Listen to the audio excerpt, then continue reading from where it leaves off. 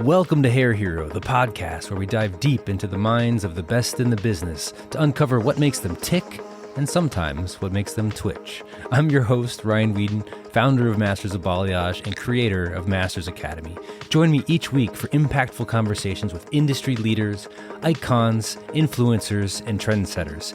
Get ready to be inspired, learn from the pros, and maybe even have a laugh or two. Because let's face it, if we can't have fun talking about hair, we're doing it wrong. Let's get started. Just want to ask you something.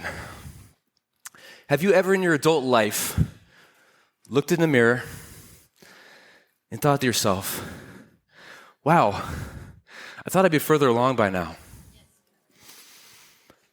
That Ryan, the one drinking the Truly in the video, I know I made light of it, made fun of it, but that was me. I was a hairstylist, and that was right around 2006-ish. I was broke, I was depressed, I was anxious, clients were ruining and running my life. I didn't see any future in it. I didn't have vision. I mean, there were times that I would wake up, and I thought the world might just be better without me.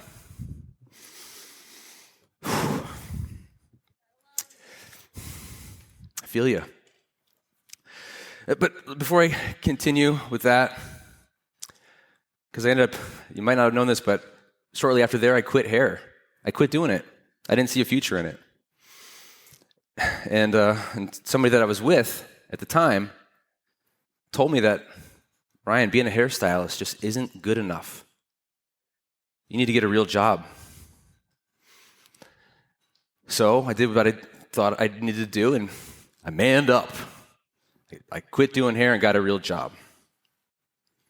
But let me just back it up for a minute. For years, I did what other people told me to do. Not because I just didn't know any difference. That's parents, teachers, friends. They basically said, follow the plan. What was the plan? The plan was what society tells you the plan is. You go to college, you get a job, you get married, you have kids, you retire, and hopefully you die fat and happy, right? That's the plan. You follow the plan. It's worked for generations, so we think, and of course we find out that, generations have been depressed for generations. But I didn't know any better. So I followed the plan. I went to college to be a doctor or something. I wasn't going to be a doctor. Let's just be clear about that. I'm not doctor smart. I'm smart, but, my hair was a hairdresser. Just kidding. But you know what I'm saying. We're creative. We don't have that same kind of focus. And, I didn't want to work on cadavers and stuff. And that was just, memories of the smell. I still see it. So senior year of college, I felt this calling for more. I know that you probably all feel this too, that you feel like there's more for you out there. You might not be sure what that is, what direction you should go, but you feel like there's more for you out there. Even if you're doing what you love, you still maybe imagine more. Imagine following a dream and just going in with conviction. And I'm like, you know what? I need to start living my life. And I had a dream. I'm going to be an actor. That was my dream. I'm going to be not just an actor, a famous actor, right? So I changed my major to dramatic arts. I'm like, I'm living my life. I'm taking control of my life. And it felt good. So I moved to New York City, became a bartender, basically. I did some acting work here and there, but I realized, okay, this was not really working out for me.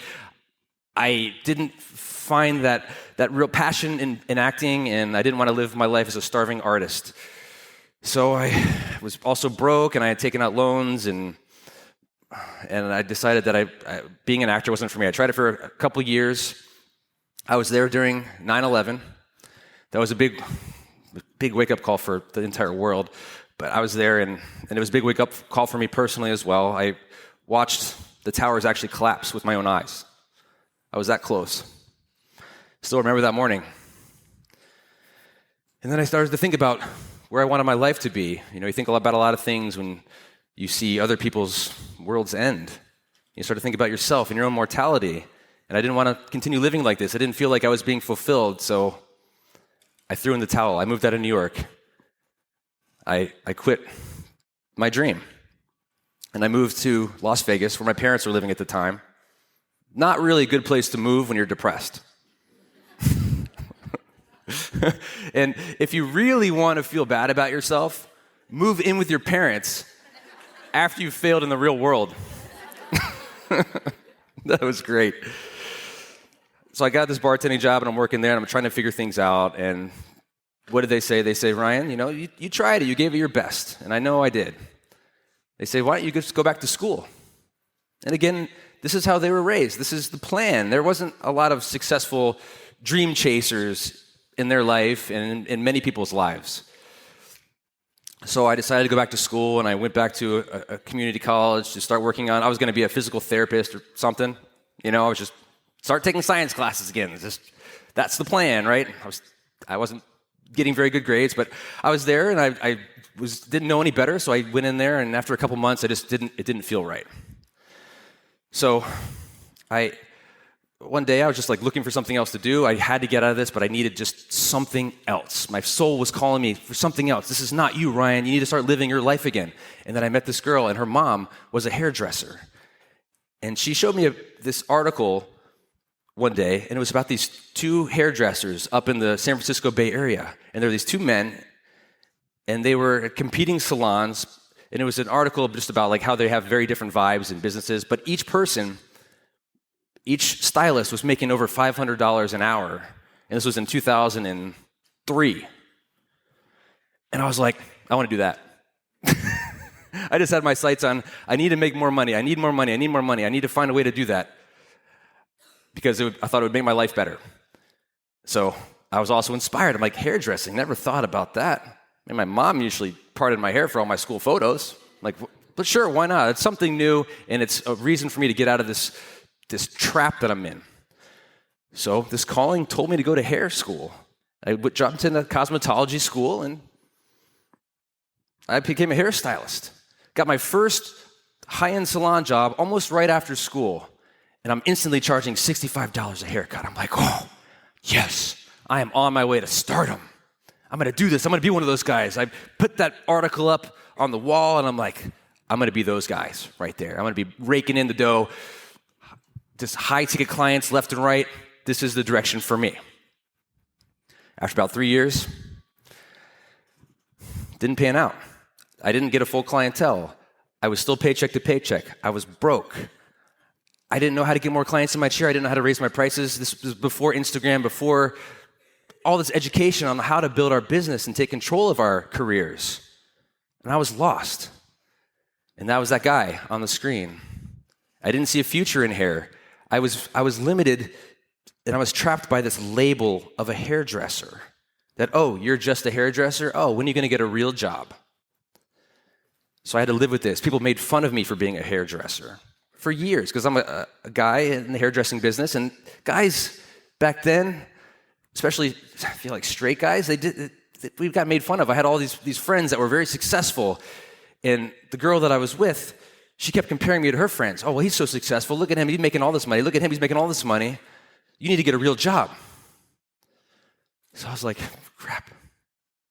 All right. I'm going to man up. I'm going to quit hair. So I quit. I threw in the towel. Got the first real job I could find. The year was 2008. And if you remember that time, or some of you were just born then, but if you remember that time, there was a big recession happening. The market crashed with housing, and so there weren't a lot of jobs out there. And I really wasn't qualified to do anything except maybe work at one of those resorts and be like a singing waiter or something. But I couldn't really sing, so that didn't really help me either. Couldn't really dance either. Another reason why the acting thing just didn't work out. I do a lot of undulating and thrusting and whatever. My daughter's copying me. I'm going to put her in dance classes as soon as I can, so she doesn't actually become me with the way I dance. So I got this real job, and if you've ever seen that movie Office Space, it was just like that. It was cubicle hell.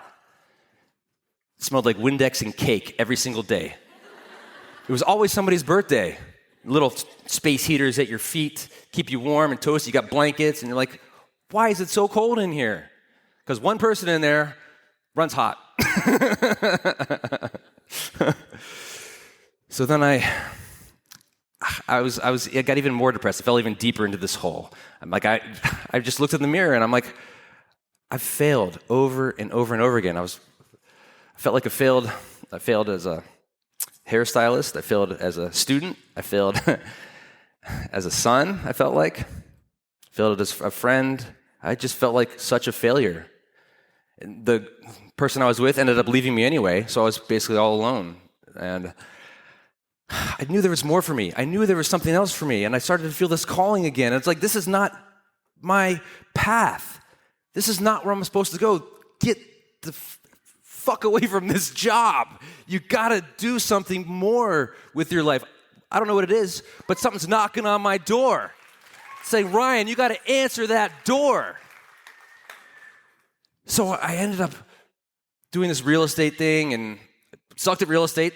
Pretty much failed at that too. But in this time here, I met this guy who's, funny enough, his name was Guy.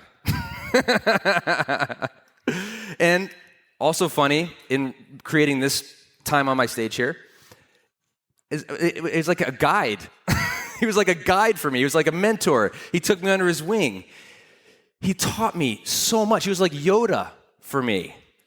Again, heroes, superheroes, Yoda. So Yoda for me. He taught me about marketing, online marketing. He told me about recurring revenue. He told me about the importance of mindset. He taught me about business and branding. All of these tools that I'd never experienced before in my life. And I was intrigued. And he's like, Ryan, do you want to go into business together? And I said, yes. Yes, I do. I am so inspired by all this. Let's go into business. So we created this incredible digital product. And we started to get this money coming in. And we invested it right back into the company. And I was so sure that this idea was going to work out, so sure that the business was going to just be the answer to millions of dollars and richness in my life, private planes and everything, because I was just set on all these tangible things. But then the product itself, it didn't sell like we thought it would. So it tanked. And it failed. Now I was $40,000 in credit card debt again. We departed ways.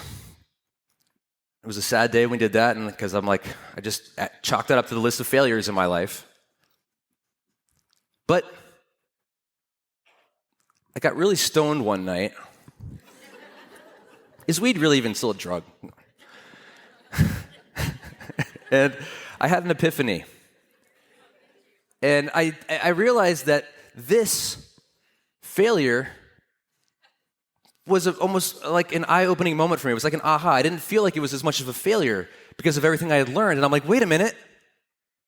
The acting, the hairstyling, the marketing, business, and branding, mindset, and recurring revenue, and all that stuff, these were puzzle pieces. They weren't failures. I'm like, what if I put all this together?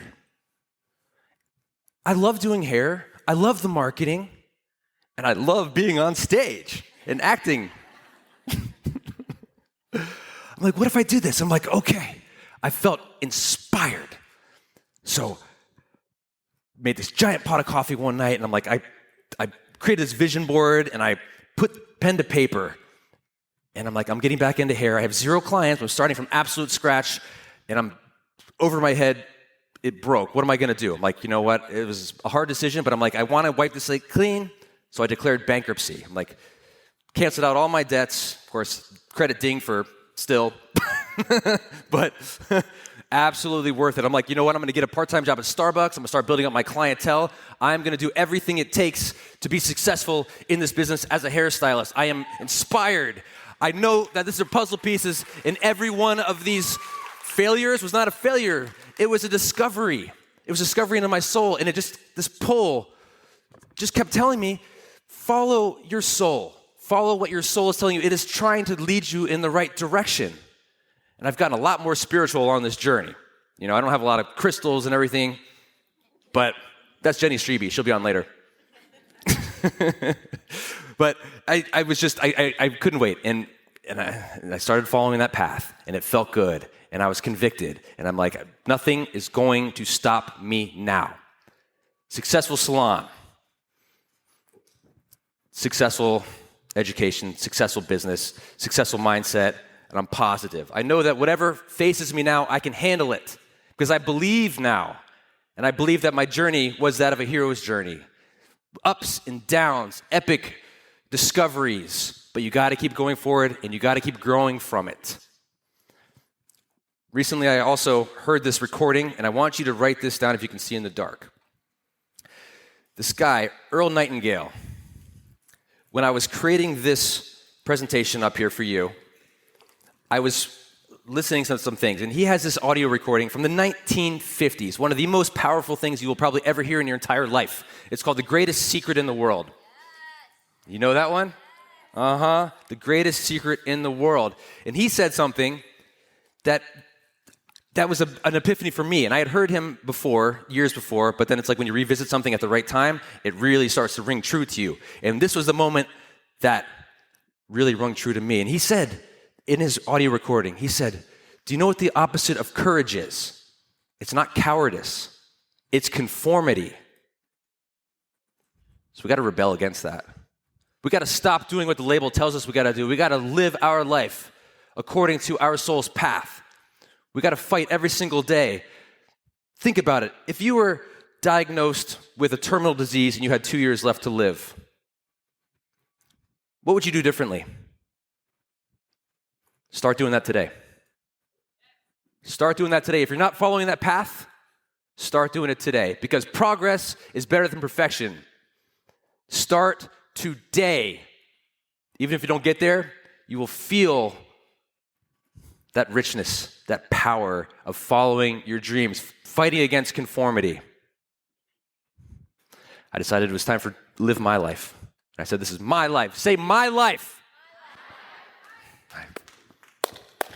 Yeah. Now I want to leave you with this short story. Recently, my family and I took a trip to Maui, and it was a beautiful vacation. There was this cliff, these black rocks off in the distance that these people would line up and go see. They would actually climb up it and jump off it every single day. And it was just like, 30 feet, this 30-foot cliff. And it was just magical to watch. It had this like spiritual bit to it and like the story behind it, which I can't remember. But I was like drawn to it. This whole vacation, every single day. We were there for maybe 4 days. And I just kept looking out there. As I was sipping my pina colada, I'd be like, that'd be cool to do, but I'm afraid. I'm afraid.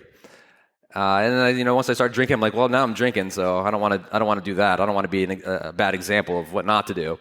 So, like, that day went away. Next day came. I look at that. I'm like, that'd be so cool. It's like kids were doing it. Adults were doing it. All ages. And they were jumping in, and it just looked so cool, but it also looked so dangerous. I'm like, I really want to do that. And on the last day, I looked at that cliff, and it was a morning just before the pina coladas came. And I'm like, Ryan, you have a choice to make. Are you gonna do it? And I asked myself a question. I'm like, would I be upset? Would I have regret if I didn't do it? And I asked myself that. And the answer, yes. I would feel regret if I did not do it. So I said, Jenny, my wife, I'm gonna go jump off that cliff. She's like, okay, you want me to record it? It wasn't a big deal to her, but it was a big deal in here because I'm like, just, here we go. And she's like, yeah, let's do a recording video. And she's like, yeah, Ryan's going to go do a dive off this cliff. I'm like, no, not a dive. I'm just jumping. Like, I'm not a diver. No, I'm not going to be graceful about it. So she's like, okay. It was really far away. I mean, it was going to take me a bit to get out there. So she's like, okay, I'll watch you when you go out there, and I'll make sure I record it. Cool. We did a pre-recording and everything, and it was cool. And I'm like, here I go. So all along the way, I'm like, you've got courage. You can do this. I'm pumping myself up. Like, it's almost like a big game. And I'm pumping myself. I'm like, you can do it. You can do it. You can do it. You can do it. Channel that light. Channel that energy. Channel that positivity. And I was getting super pumped. And then I get there, and I realize I got to swim out there. Like, I can't just, people were walking up this cliff earlier. in the week, but nobody was doing it today. And they put this sign up that said falling rocks.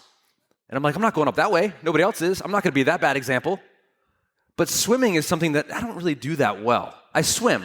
I can swim, but it's like I just, fear of drowning, and without like floaties or anything, I it's not a surfboard to grab onto when you crash on the wave. But there were people around, and you know what I said? I'm going to swim out there. And it was maybe, I don't know how far away it was, maybe from here to where the booth is over there, and it was deep. There's nothing to stand on. You got to swim up that rock, climb up the rock. So I said, okay, let's do this, Ryan. You got this. Started swimming out there, and I was not like this. I was doing breaststroke. Let's be real about it. Breaststroke, breaststroke, breaststroke, But then I get about a third of the way out there, and I start panicking. And I'm like, okay, what if I just get too tired, and I'm breathing heavy now, and this anxiety is, I've been plagued with anxiety my whole life, like bad anxiety. Sometimes I couldn't even like drive a car, that kind of anxiety. But I'm starting to feel that panic coming on. I'm panicking. I'm just like, Ryan, you're doing great. Slow down, enjoy the moment, enjoy the water, the way it feels.